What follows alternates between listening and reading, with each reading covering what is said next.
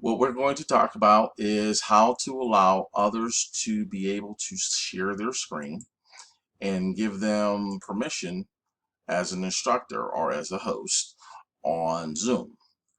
And what you would do is you would go over to share screen. There's an up key. You would click on it, hit advanced share options, and then in advanced share options, you would have how many participants can share at one time.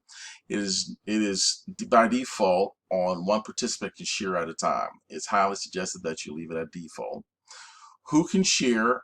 It initially comes defaulted as only host. However, if you're going to be giving presentations or allowing your students to share screen, all participants should be indicated.